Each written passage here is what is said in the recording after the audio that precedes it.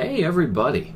At the time of this video going up, we are exactly 1 week away from the release of the MediEvil Remake, and I thought, what better of a time to revisit this classic game than right now? Yes, here is my old copy of it. You can see it's obviously had better days. The case is scratched and scuffed from years of me carrying it around to places and showing it off to my friends, pretty much shouting its name from the rooftops. Thankfully, the disc still looks immaculate though. I used to absolutely love this game. Everything about it, from the Tim Burton-esque style and atmosphere to the Danny Elfman-like soundtrack, just transported me into this neat little haunted world that I never wanted to leave.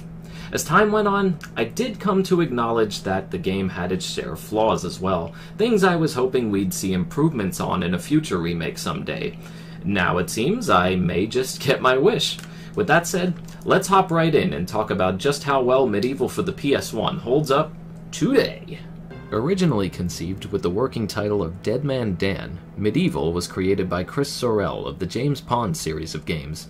He originally envisioned a Ghosts and Goblins style of game with a Tim Burton-like art style, before evolving it further into a fully 3D hack-and-slash title. This would come to be the gothic adventure we now hold in our hands.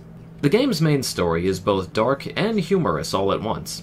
Sir Daniel Fortescue, once a tall teller in the land of Gallowmere, impresses his king, known as King Peregrine, with fantastical stories, gets knighted, and is then put in charge of the royal battalion. When the evil wizard Zarek returns after previously being exiled for dark magic practices, Dan leads troops to face him, but is immediately struck and killed by one of the very first arrows fired.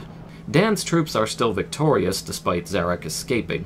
Instead of telling the truth about this embarrassing matter, the king decides to cover it up, claiming that Sir Daniel was a hero and died finishing off Zarek. 100 years later, Zarek returns, plotting a new scheme to bring back warriors from the grave for his army.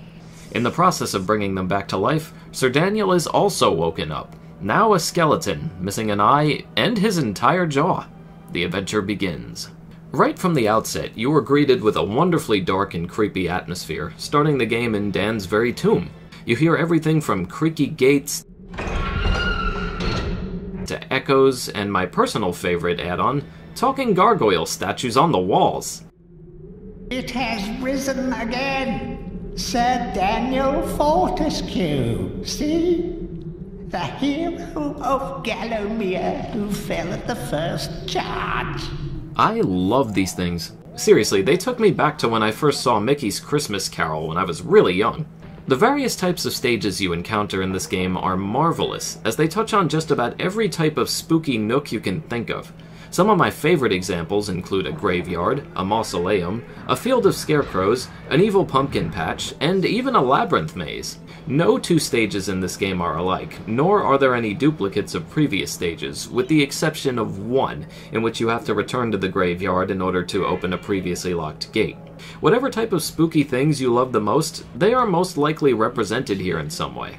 Each stage has the same basic objectives. Fight your way through various enemies, find runes to open doors with, look for secrets, acquire new weapons and items, and exit. Thankfully, the similarities between them end right there. While one area will have you fight through waves of enemies in an asylum, another will have you solve riddles to get through a labyrinth maze.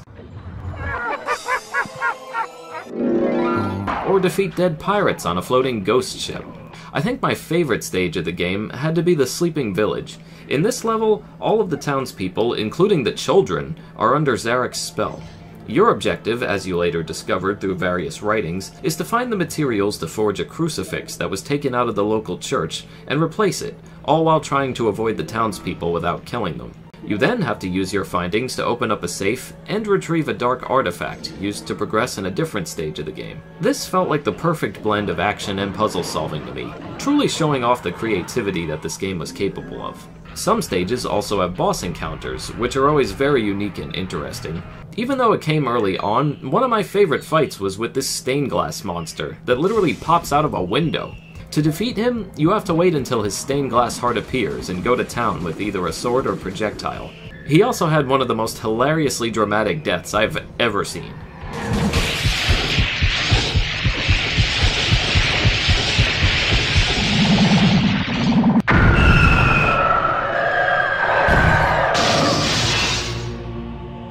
Each stage also contains a chalice, which fills up based on the number of enemies you take down.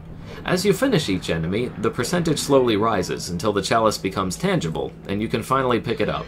Acquiring one of these and finishing a level places you in the Hall of Heroes, where you encounter statues of your former allies from battle.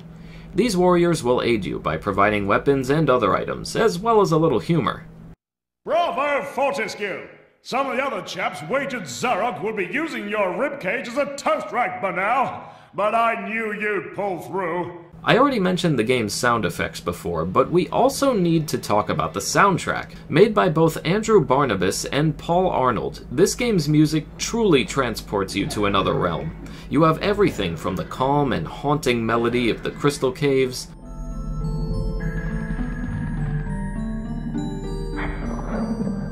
all the way to the epic buildup of the Scarecrow Fields, and everything in between.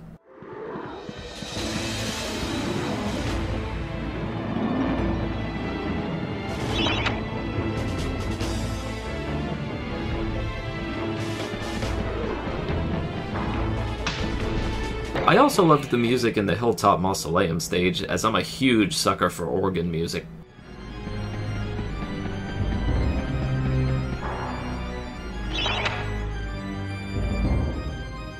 The game's voice acting is a mixed bag, though always serviceable. I got a real kick out of Dan's dialogue, on account of his lack of proper speaking ability. Good God, Fortescue, what's happened to your jaw?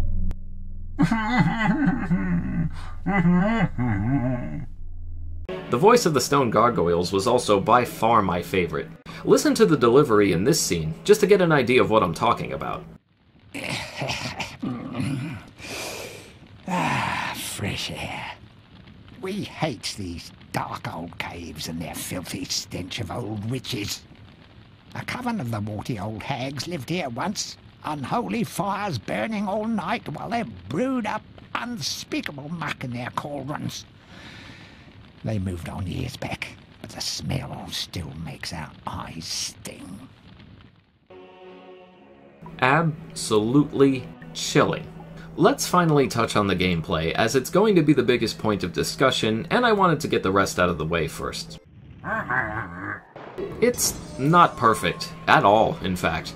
Dan can walk or run in any direction, with a weapon and shield equipped for attacks and blocking. The combat is very hack and slash in its approach, where you can swing swords, clubs, hammers, and the like, both as a regular or charged up attack, as well as use projectiles like daggers or bows and arrows for ranged attacks. The idea behind all of these is fine, and I actually found the weapon variety to be pretty great, but the execution leaves a lot to be desired. For one thing, you cannot lock onto any enemies with your non-ranged weapons, making your hits very difficult to land.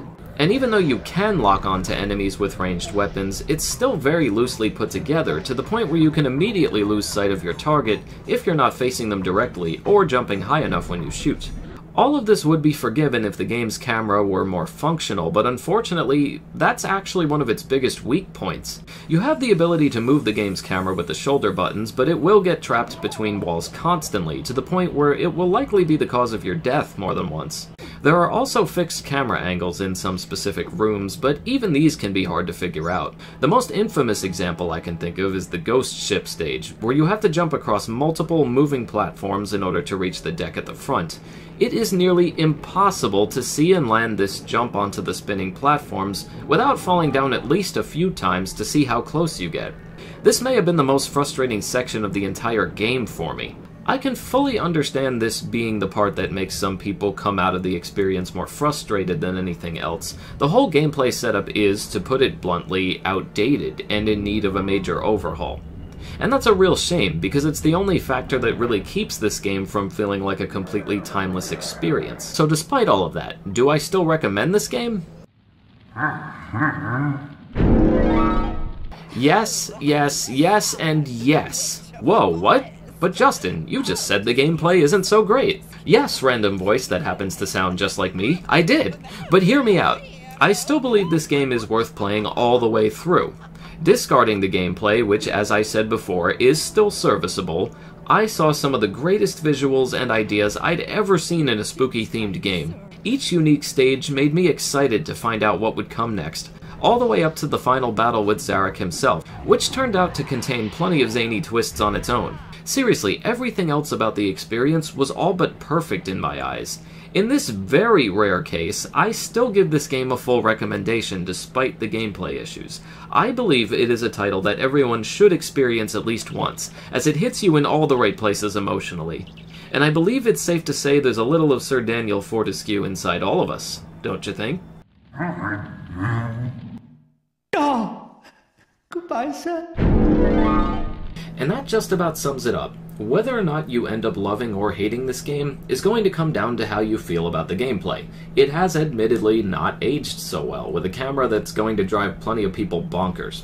With that said, almost everything else about it, from the scenery to the music to the just plain spooky atmosphere, was simply unforgettable to me, and as such, I now continue to play this every year around Halloween.